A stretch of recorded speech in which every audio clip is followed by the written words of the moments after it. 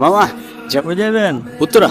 না মামা যাবো না, ওইদিক মেলা যা। চলো না, ভাড়া বাড়াই দিব না। আমি মামা কইতাছি তো যাবো না, এখন অফিস টাইম, ওইখানে জ্যাম করলে সারাটা দিন যাইবো গা। ঠিক আছে এত ঝামেলা থাকে রাস্তায় বেরোইছো কেন?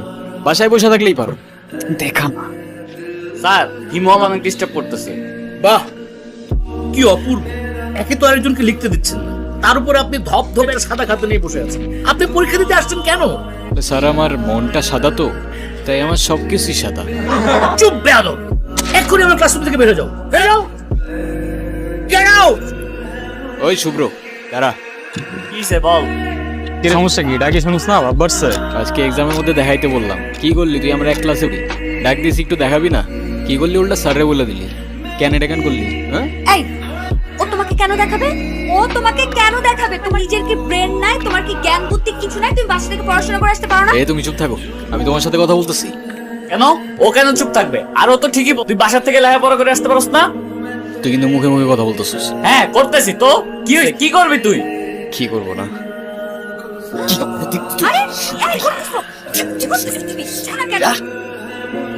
বস্তির ছেলে কোথাকার? ওই, তোর সাহস কত? আমি নিজে যতই খারাপ হই না কেন, আমার তো মা নাই, তোর তো আছে। একটা মেয়ের সম্মান কই থাকে তুই জানোস না? এরপর থেকে যদি এরম করার কথা কখনো ভাবস, ভিজিটারে বইলা তোরে ক্যাম্পাস থেকে বের করতে আমার খুব ভালো করে জানাস। হিমু, ধন্যবাদ তোমাকে। ধন্যবাদ দেওয়া লাগবে না, তোমার জন্য আসি নাই আমি। আমি নিজেও যতই খারাপ হই না কেন, আমার বাবা আমারে শিখাইছে মেয়েদের এমনি সম্মান করতে হয়। না হলে সেদিন তুমি চর মারার পরও চুপ থাকতাম না। এই হিমু শোনো না। কি হয়েছে? তুমি আমার রাস্তা আটকাচ্ছ কেন? ওর সাথে আমার কোনো কথা নাই। আচ্ছা, তুমি এরকম রেগে যাচ্ছ কেন? সেদিনের ব্যবহারের জন্য আমি এক্সট্রিমলি সরি। তুমি আমার কাছে মাপ চাচ্ছ কেন? তুমি কোনো দোষ করছো? এ শরৎ, তোমার সাথে কোনো কথা বলার ইচ্ছা নেই আমার। আরে শোনো না, আচ্ছা ঠিক আছে, মাফ করলাম।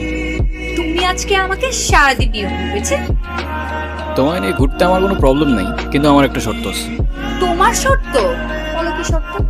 আমরা ঘুরবো ঠিক আছে, কিন্তু সেটা পায়ে হেঁটে, কারণ পায়ে হেঁটে ঘোরার মতো মজা আর অন্য কিছুতে নেই। হ্যাঁ বাবা, কি হয়েছে? আচ্ছা তুমি থাকো, আমি আসতেছি। মামা রাখেন তো একটু, রাখেন। এরা আমার না মনে হয় এখন যাওয়া উচিত, বাবার শরীর খারাপ।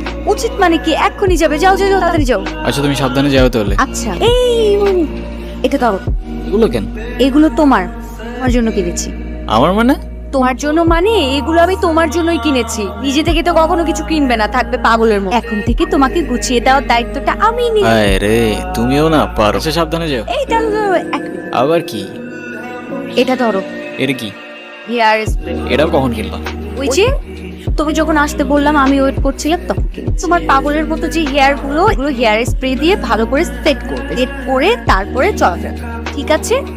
আচ্ছা ঠিক আছে, আচ্ছা তুমি সাবধানে যাও। হ্যালো হিমো, গুড মর্নিং। কি ব্যাপার, এত সকাল সকাল কল দিছো কেন? কি এটা এত সকাল? সকালে কোনোদিন ঘুম থেকে উঠেছেন আপনি?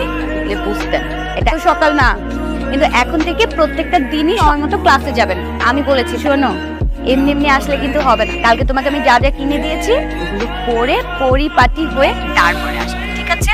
আচ্ছা ঠিক আছে, বুঝছি। বুঝলেই ভালো।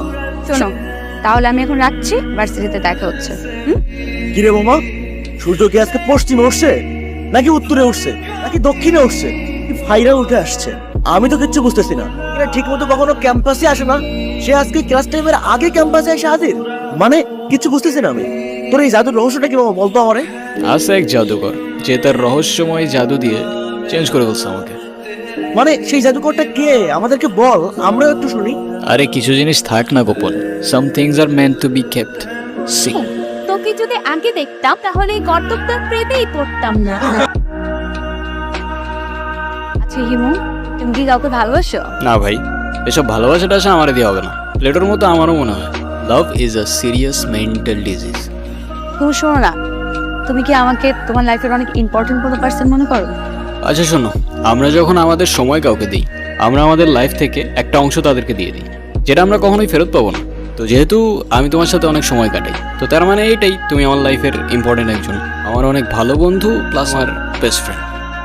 ও তোমার জন্য একটা জিনিস আনছি, নাও। বাদাম? কি ব্যাপার, তুমি আবার খোসা সহকারে বাদাম খাচ্ছো? আরে বাবা, আমি পারি না খোসা ছাড়াই বাদাম খাইতে, কি করবো আমি? আচ্ছা, তুমি যে এরকম খোসা সহকারে বাদাম খাচ্ছো, আসলে লোকজন যদি দেখে কি ভাববে বলো তো? মানুষ কি ভাববে, মানুষ কি বলবে, এগুলো ভাবতে ভাবতে না মানুষের নিজের পার্সোনালিটি চেঞ্জ হয়ে যায়। কিরে ইরা কইরে দেখছস তোরা? কই, আমরা তো এখানে অনেকক্ষণ যাবত বসে আড্ডা দিছি, এরাকে তো দেখিনি। আচ্ছা থাক তোরা, দেখে আসি আমি। হ্যালো হিমু, আমি এতদিন তোমাকে কতগুলো কল দিছি, কল ধরো নাই, কি হয়েছে তোমার? একটা গুড নিউজ দেওয়ার আছে। আগামীকাল সন্ধ্যায় দেখা করতে পারবে? হ্যাঁ পারবো, আমারও তোমাকে অনেকগুলো কথা বলার আছে, কিন্তু কোথায় দেখা করতে আসবো? কোথায় দেখা করতে হবে টেক্সট করে জানিয়ে দেব। এতদিন কোথায় ছিলা তুমি? তোমাকে আমি পাগলের মতো খুঁজছি এই কয়দিন। তুমি আমাকে পাগলের মতো কেন খুঁজছিলে? আছে কিছু কারণ। আরে কি কারণ বলবা তো বাবা। আমারটা বাদ দাও, তুমি না বললা কি একটা গুড নিউজ আছে? তোমার বুঝতে হবে না, বলো তুমি যেটা বলতে চেয়েছো। আমি তোমাকে ভালোবাসি ইরা। ভালোবাসি মানে? হ্যাঁ ইরা, আমি তোমাকে ভালোবাসি। সেই ছন্ন ছাড়া হিমু আজকের হিমুতে পরিবর্তন হয়েছে শুধুমাত্র তোমাকে ভালোবাসি বলে। এতদিন আমি কিছু বলতে পারিনি ভয়ে যে আমাদের ফ্রেন্ডশিপটা নষ্ট না হয়ে যায়, কিন্তু আমি আর পারতেছি না Ira. I love you Ira. দেখো ইমু, আমি তোমাকে আমার ফ্রেন্ড ছাড়া কখনোই কিছু ভাবিনি। ইমু, আমার বিয়ে ঠিক হয়ে গেছে, এই কথাটাই আমি তোমাকে বলতে এসেছি। আজকের পর থেকে আর কোনো দিন তুমি আমার লাইফে ব্যাঘাত ঘটাবে না। আমাদের আর কোনোদিন দেখা হবে না, শেষ দেখা। ভালো থেকো।